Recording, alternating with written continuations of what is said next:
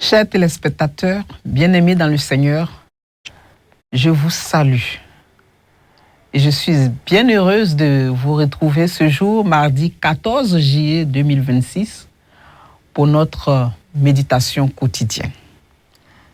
Le texte du jour qui nous est proposé par le lecteur de la Bible est celui de l'évangile de Luc, au chapitre 21, les versets 1 à 19. Nous prions avant de commencer. Seigneur, nous te rendons grâce et te disons merci, toi qui nous donnes l'occasion de plonger encore nos regards dans ta parole ce jour. Viens par la puissance de ton Saint-Esprit nous conduire, nous diriger et nous instruire. Et donne-nous surtout la force de mettre en pratique ta parole au nom de Jésus. Amen. Comme je le disais tantôt, notre méditation se situe dans l'évangile de Luc, au chapitre 21, des versets 1 à 19, que nous lisons. Jésus, ayant levé les yeux, vit les riches qui mettaient leurs offrandes dans le tronc.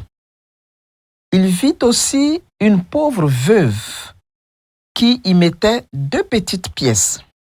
Et il dit, « Je vous le dis en vérité, cette pauvre veuve a mis plus que tous les autres, car c'est de leur superflu que tous ceux-là ont mis des offrandes dans le tronc, mais elle a mis de son nécessaire, tout ce qu'elle avait pour vivre. » Comme quelques-uns parlaient des belles pierres et des offrandes qui faisaient l'ornement du temple, Jésus dit, « Les jours viendront où de ce que vous voyez, il ne restera pas pierre sur pierre qui ne soit renversée. » Ils lui demandèrent, « Maître, quand donc cela arrivera-t-il? Et à quel signe connaîtra-t-on que ces choses sont arrivées? » Jésus répondit, « Prenez garde que vous ne soyez séduits, car plusieurs viendront en mon nom, disant, « C'est moi, et le temps approche. Ne les suivez pas. Quand vous entendrez parler de guerre et de soulèvement, ne soyez pas effrayés, car il faut que ces choses arrivent premièrement. Mais ce ne sera pas encore la fin. » Verset 10. Alors il leur dit, « Une nation s'élèvera contre une nation et un royaume contre un royaume. Il y aura de grands tremblements de terre et en divers lieux des pestes et des famines. Il y aura des phénomènes terribles et de grands signes dans le ciel. Mais avant tout cela, on mettra la main sur vous et l'on vous persécutera. On vous livrera aux synagogues. On vous jettera en prison. On vous mènera devant des tribunaux, devant des rois, et devant des gouverneurs à cause de mon nom. » Verset 13. Cela vous arrivera pour que vous serviez de témoignage. Mettez-vous donc dans l'esprit de ne pas préméditer votre défense, car je vous donnerai une bouche et une sagesse à laquelle tous vos adversaires ne pourront résister ou contredire. Vous serez livrés même par vos parents, par vos frères, par vos proches et par vos amis. Et ils feront mourir plusieurs d'entre vous. Vous serez haïs de tous à cause de mon nom. Mais il ne se perdra pas un cheveu de votre tête. Par votre persévérance, vous sauverez vos âmes. Amen. Bien-aimés, le chapitre 21 de l'évangile de Luc que nous venons de lire s'inscrit dans la dernière semaine du ministère terrestre de Jésus à Jérusalem. Jésus vient de faire son entrée triomphale. Nous voyons cela au chapitre 19 et il a purifié le temple toujours au chapitre 19 et il a passé les derniers jours à enseigner dans l'enceinte sacrée qu'est la synagogue, affrontant les chefs religieux qui cherchaient à le piéger. Et nous voyons cela au chapitre 20.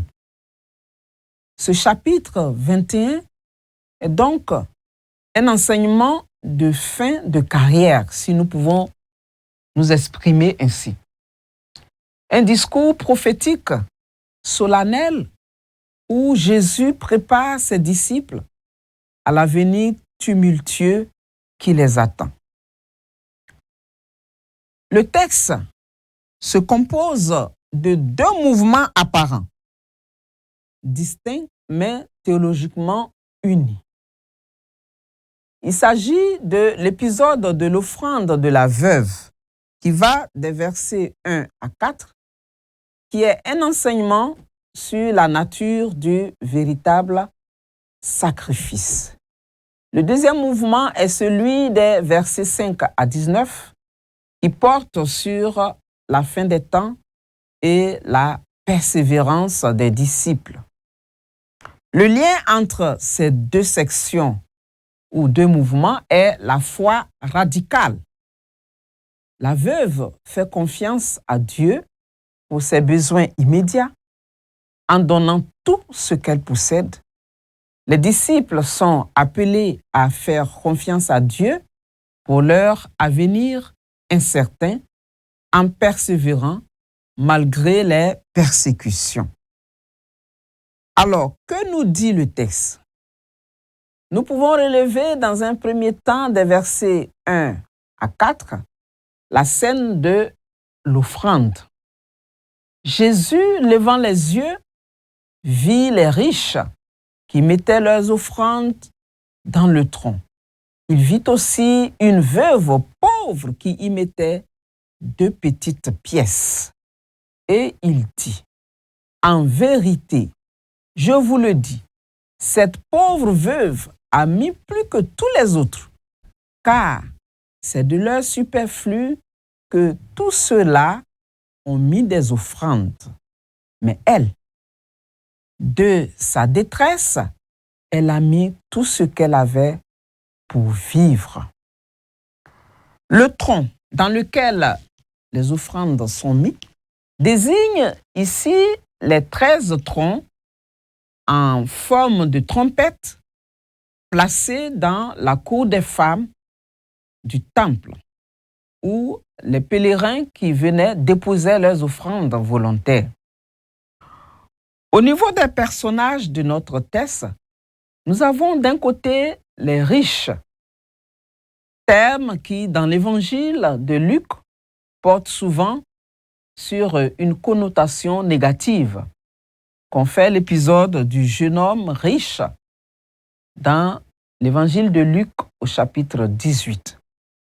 De l'autre côté, nous avons une veuve pauvre.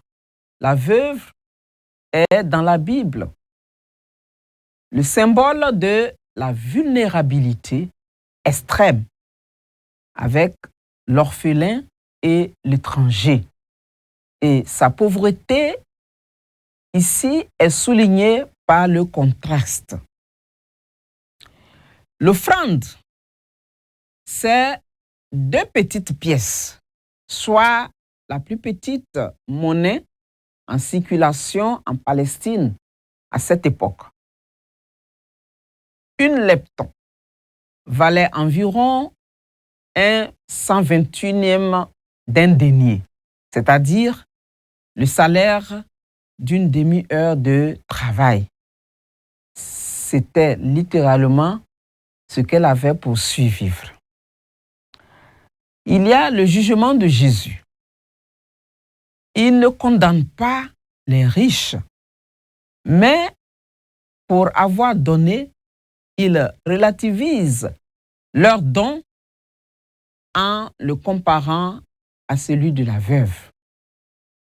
La mesure divine n'est donc pas la quantité, mais le reste. Ce qu'il reste après le don, c'est ce que notre Dieu considère. Les riches donnent de leur abondance. La veuve, elle, donne de sa pauvreté et même de sa subsistance. Et nous, comment donnons-nous à notre Dieu? Nous voyons dans un deuxième temps le discours prophétique du Seigneur Jésus. Les versets 5 à 19. Dans les versets 5 à 6, nous voyons la prédiction de la destruction du temple. Le temple d'Hérode était une merveille architecturale avec des pierres précieuses atteignant 25 mètres de long. La prédiction de Jésus semble impossible, mais elle s'accomplira en l'an 70 après Jésus-Christ, lors du siège de l'empereur Titus. Nous pouvons parler des fausses alertes au verset 8.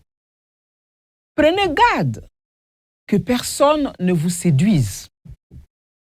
Le verbe en grec, planao, signifie égarer, tromper.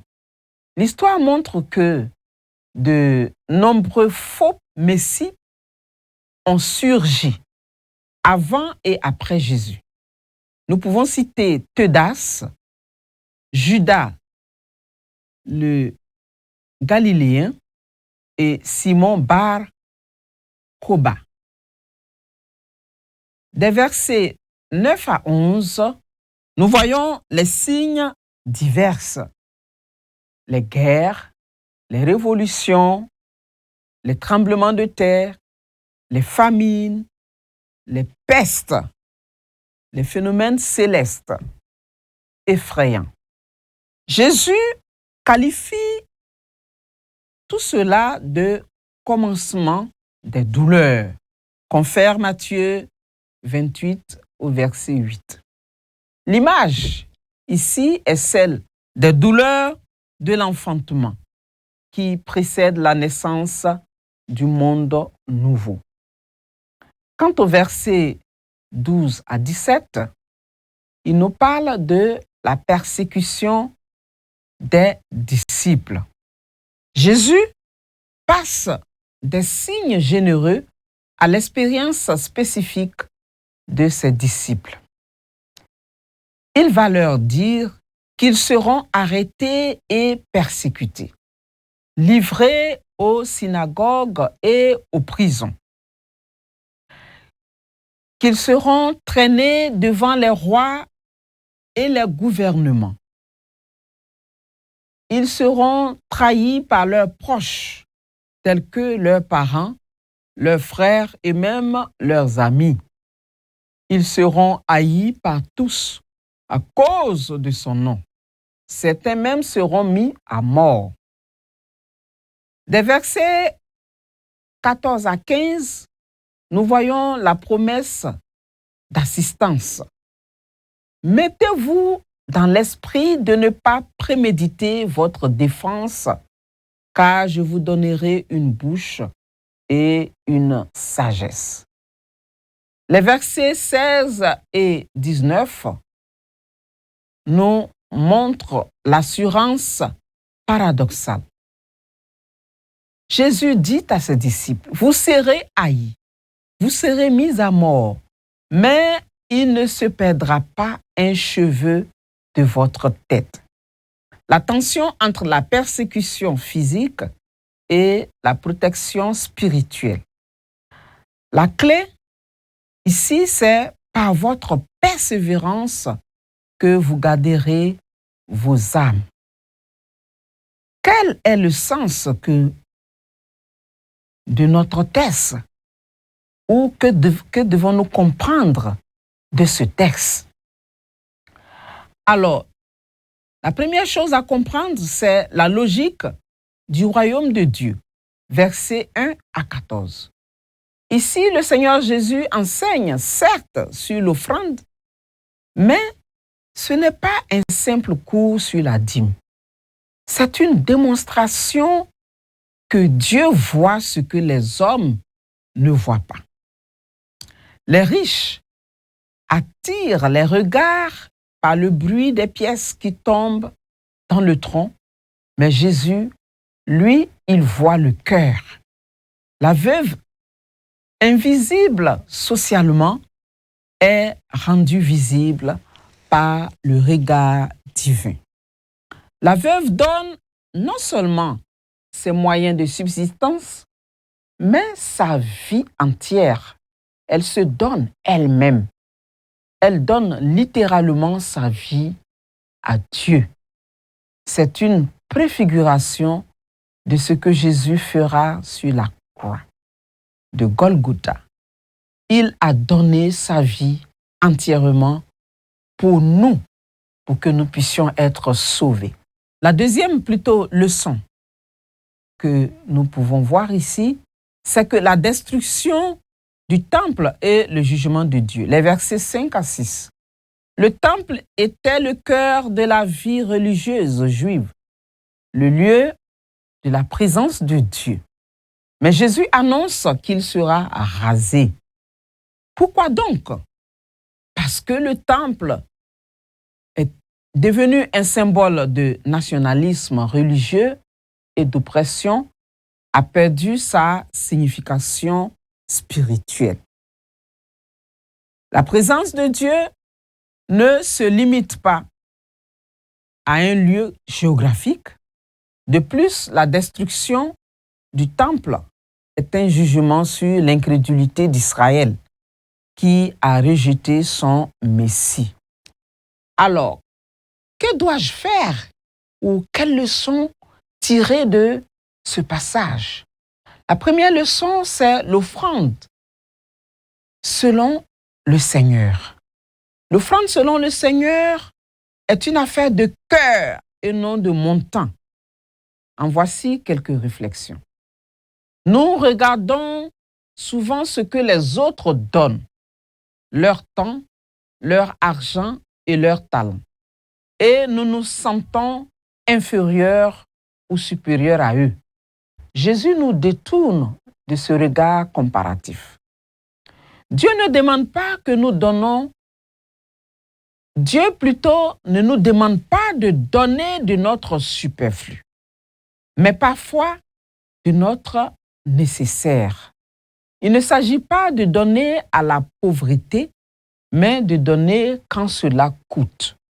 Mon frère, ma sœur, est-ce que ce que tu donnes à Dieu te coûte quelque chose? La question ultime que nous posons ici, qu'y a-t-il dans ma vie que je retiens encore pour moi-même? Quelle est la dernière pièce que je ne veux pas lâcher, que je ne veux pas libérer pour le Seigneur? La question t'est posée, frère, sœur. La deuxième leçon que nous pouvons retenir ici, dans quoi mettons-nous notre sécurité? Il y a les idoles modernes. Le temple de l'époque était un symbole de sécurité religieuse, nationale et culturelle pour les Juifs. Aujourd'hui, nos temples sont peut-être notre carrière, notre famille, notre église, notre compte bancaire. Mais Jésus nous appelle à ne pas mettre notre confiance dans ce qui est périssable. La troisième leçon que nous pouvons retenir, c'est la persécution et l'épreuve sont une occasion de témoignage. Jésus est honnête avec ses disciples. Il ne leur promet pas une vie sans problème. Dans notre contexte occidental, la persécution violente est rare, mais nous voyons qu'il y a des formes de persécution plus subtiles qui existent. Par exemple, les moqueries, la marginalisation, les pressions professionnelles pour compromettre sa foi. Les épreuves deviennent une occasion de rendre témoignage. La quatrième leçon que nous pouvons retenir, c'est la persévérance ou l'art de tenir bon. La persévérance ne s'acquiert pas dans les grands moments de crise, mais dans les petits choix quotidiens. Chaque jour, nous choisissons de garder notre foi. Alors, quelles sont les questions que le lecteur de la Bible nous pose pour approfondir notre méditation? Nous avons d'abord la question 3. Y a-t-il un exemple à suivre ou à ne pas suivre? Comme exemple à suivre, nous avons la veuve pauvre, des versets 1 à 4. La veuve est un modèle de foi totale et de dépendance radicale en Dieu. Son geste est un acte prophétique. Elle donne tout ce qu'elle possède, non pas par désespoir, mais par confiance que Dieu pourvoit à ses besoins. Comme exemple à ne pas suivre, nous avons l'exemple des riches au verset 1. Ils ne sont pas condamnés pour avoir donné, mais plutôt leur attitude est mise en garde. Ils donnent de leur superflu, ce qui ne leur coûte rien. Leur don ne les affecte pas. Leur sécurité est ailleurs. Ils illustrent la tentation de la piété confortable, une religiosité qui accomplit les formes extérieures, mais ne touche pas le cœur. La question suivante qui nous est posée, c'est la question 5. Y a-t-il une promesse? Oui, nous pouvons dire que ce passage contient plusieurs promesses majeures qui se répondent en écho dans ce passage. La première promesse est la promesse de la sagesse en temps de crise, verset 15. La deuxième est la promesse de la protection ultime, verset 18. Mais il ne se perdra pas un cheveu de votre tête. Cette promesse ne garantit pas l'immunité physique, puisque le verset précédent dit que certains seront mis à mort.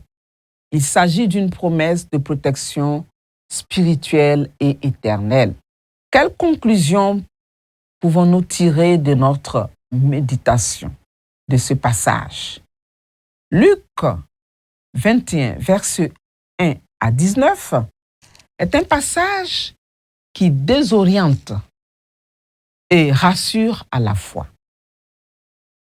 Il désoriente parce qu'il ne promet pas une vie chrétienne facile. Il annonce des épreuves, des persécutions, des deuils, mais il rassure parce qu'il promet que Dieu est présent dans toutes ces épreuves, qu'il donne sa sagesse, qu'il protège l'âme et que la persévérance n'est pas vaine. Alors, bien-aimés, soyons persévérants, car au bout de la persévérance se trouve notre salut. Nous terminons notre méditation par la prière. Père Saint, nous voulons te dire merci pour ta parole que nous venons de méditer en ce jour. Merci Seigneur de nous rappeler que ce qui compte pour toi dans ce que nous t'offrons, c'est ce qui nous coûte, ce qui nous est cher. Seigneur, tu vois dans notre cœur lorsque nous te donnons. Tu ne veux pas que nous te donnons notre superflu, mais que nous puissions te donner ce qui nous est cher. Apprends-nous à te donner d'un cœur joyeux, Seigneur, tout en sachant que c'est à toi qu'appartient l'or et l'argent, Et quand tu donnes, nous recevons encore de toi, Seigneur. Merci, Seigneur, de ce que tu nous montres que nous ne devons pas nous attacher aux richesses de ce monde, que nous devons savoir que les temps sont mauvais et que la fin des temps approche par tous ces événements que nous rencontrons dans ce monde et que nous devons nous préparer, Seigneur, à ton avènement. Merci de nous donner, Seigneur, d'avoir l'esprit focus sur cette fin des temps et à nous attacher à ta parole pour que, Seigneur, nous ne puissions pas rater cet événement éternel et que nos vies, chaque jour, t'honorent et te glorifient. Au nom de Jésus, nous t'avons prié. Amen.